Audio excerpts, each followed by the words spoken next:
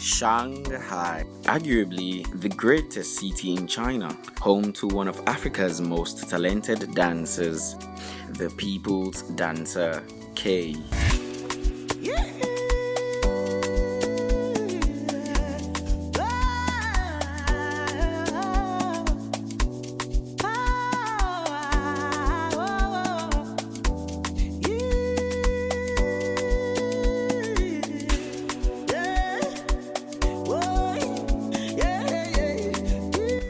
Kay has been here for a little over 2 years and has spread his love through dancing. He is a South African gem and he keeps his value glowing.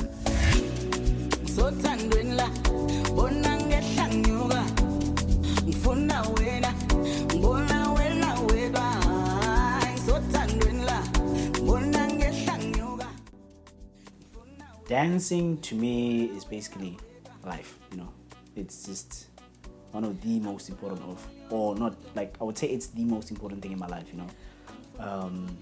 obviously because it's a God-given thing, and I feel like I was one of the few blessed people who can actually dance to that level, and it's great for me to sort of have an opportunity and a chance to impart love, light, laughter, positive energy with people through dance. So it's just one of those things that adds like zest, color to my life, and purpose, most importantly. So I think for me it's one of the most important things in my life, and yeah, it's just who I am in a nutshell, dancing.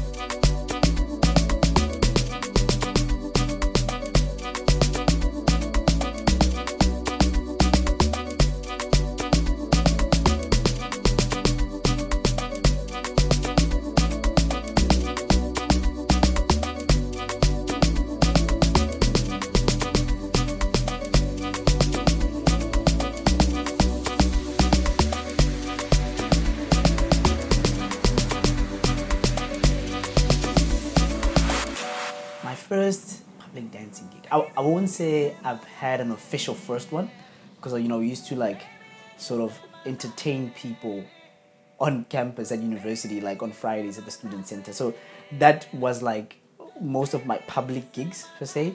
But the first big one that I've had was actually at a high school. It was Roosevelt High in Johannesburg. A friend of mine actually invited me to the school to be a judge at I think it was a talent competition, and then he asked me to actually do a dance as well. Like, it was crazy. So you can imagine high school kids going mad, and the energy was just super electric, and it's like one of the most enjoyable performances that I actually rewatched the video, because like the sounds they're making, the way they were screaming, and the reception was just out of this world. So those type of moments is moments that I actually realize that I'm actually doing the right thing with my life, and I'm here, and I'm supposed to be doing this dancing thing for the people, hence me being the people's dancer.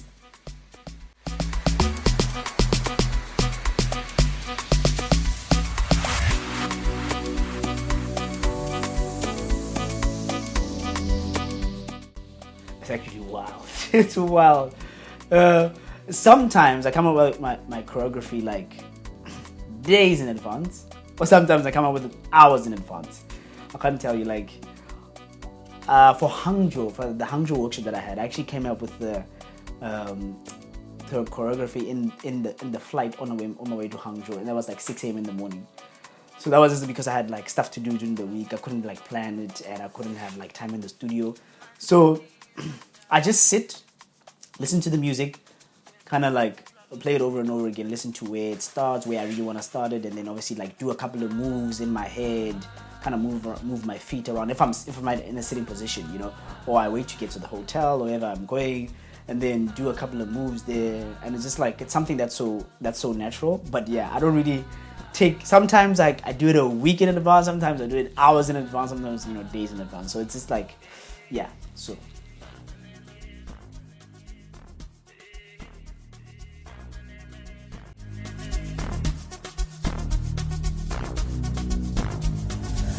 Thinking I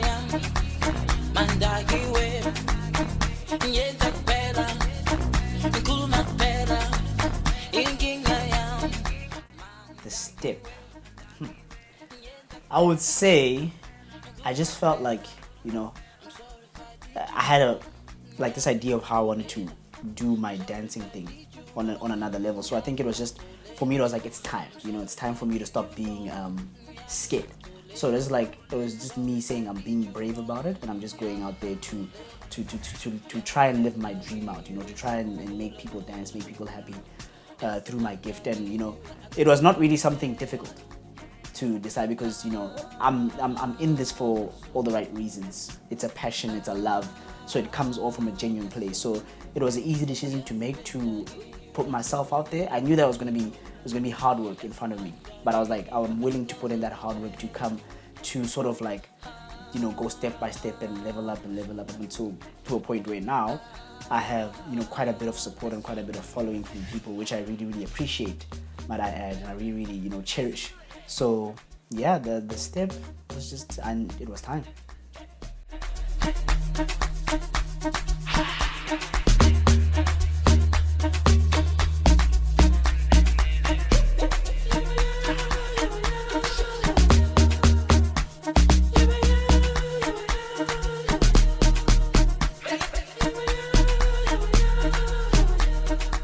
It feels great, actually. First of all, the traveling part is amazing, because I get to see different cities, get to meet different people. So that's in itself, it's just it's on an exploring level. So that feels so great. And then having to go to those places and sell out workshops is also it's mind blowing every single time. I think about it every single time I finish or I sell out a thing. I'm like, oh, I actually did that. But it's humbling at the same time. I'm just like, for people to be that much of a support and a driving force, that when I just drop a post and I'm in the city, they support. It's a humbling thing. So the exploring is a great thing. Meeting new people is a great thing. Selling out workshops is an even better thing. And then just making people dance and just meeting new people and sharing my gift is just an amazing feeling. It's a blessed feeling.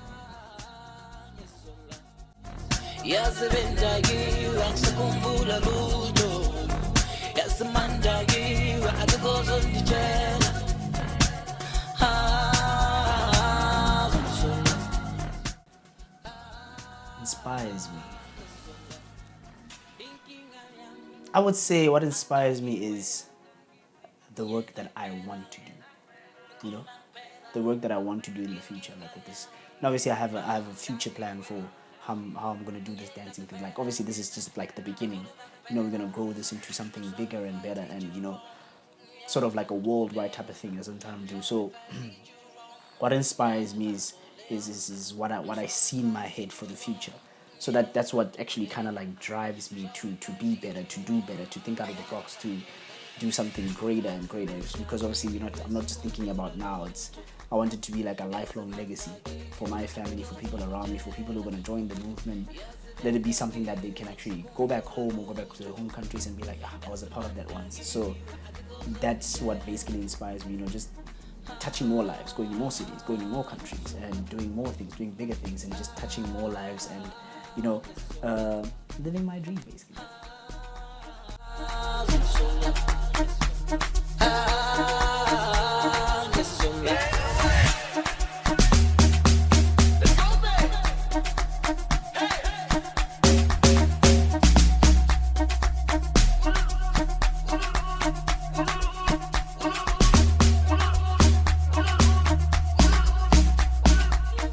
For as long as I can remember. Well, actually, my mom tells a very, very interesting story. So I think she was about 6 months pregnant at that time, and then my dad was actually a Pantula dancer, but back in the day. But at that time, when they met and they were together, he was actually a Pantula coach type of thing. So he had a crew, and then they went together to a Pantula competition that his crew was taking part. And he's like, she was there with him, and she was pregnant obviously, and he's like, I heard you kick. So that was kind of my first dancing steps. And then the second one that she tells me is I was 3 or 4 something, and then there was music playing at in town. So we were out shopping and in town, and then music played, I just got into the circle and I danced the whole song, and then people were just watching me. I was like, who is this kid dancing? So yeah, I would say for as long as I can remember, but like professionally, I would say since 2008, because I joined like a Arts and Culture Foundation back in Daung. That's my hometown in the northwestern South Africa. And then I danced for like a couple of years. Then I went to varsity and I started dancing unprofessionally with like a couple of friends. And then did it on a competition level here and there. So I would say 2008 was when I started dancing professionally. So.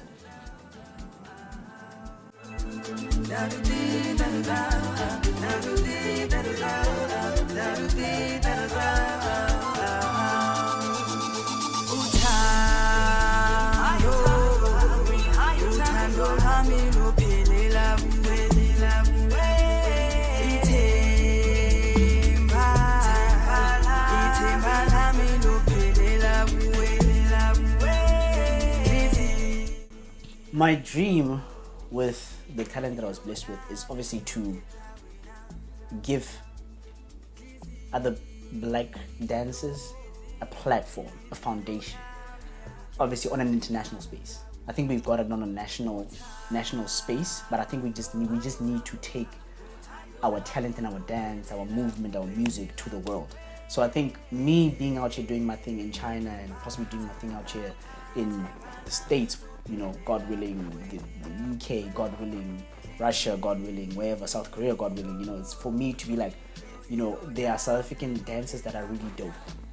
And, obviously once I've made those links and then going back home is one thing that I want to do, but then I want to open like a dance foundation.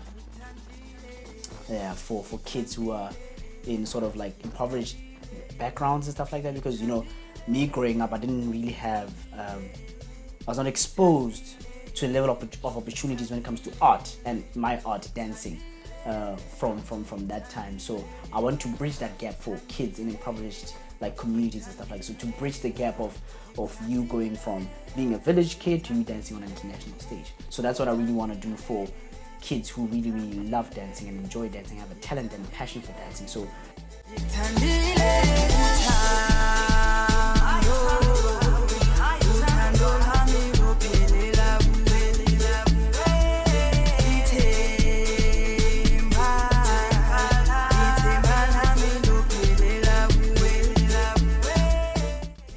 currently, yes, we're working on an event for next week. It's called AfroWorld. So AfroWorld is basically, it's AfroWorld the dance party. So you're trying to fuse the two worlds of the art, which is the dancing, the music, and the party, because some people want to attend my workshop but they're kind of shy.